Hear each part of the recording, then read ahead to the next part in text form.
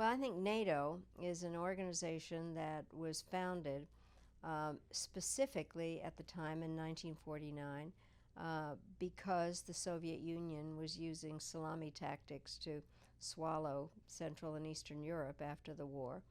And I was born in Czechoslovakia, and in February 1948 there was a communist coup there, and finally the West recognized what the Soviet Union was doing, and NATO was started in order to counteract what the Soviets were doing in Central and Eastern Europe.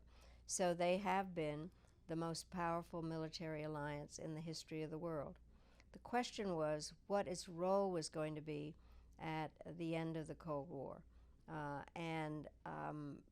What is interesting is that it was still to be seen as an alliance, not against the Soviet Union, which ceased to exist in '91, but to really be an alliance of democracies that were able to help to have peace and security in Europe and have a Europe that was whole and free.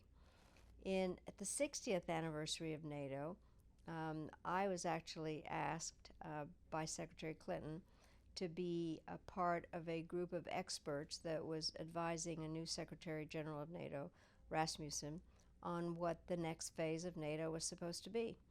What was interesting was I then chaired a group of other experts on this. There were no problems going on among the members in the area of NATO, and most of the things that were going on, or two of the big things, were out of area, what had been going on in the Balkans and then in Afghanistan.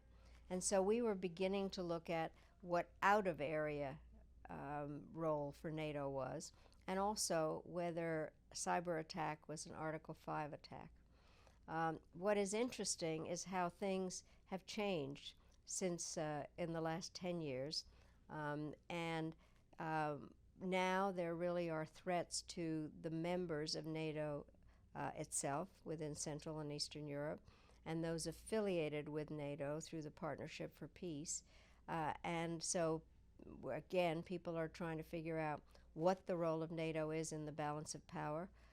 How does it operate within the 21st century global system?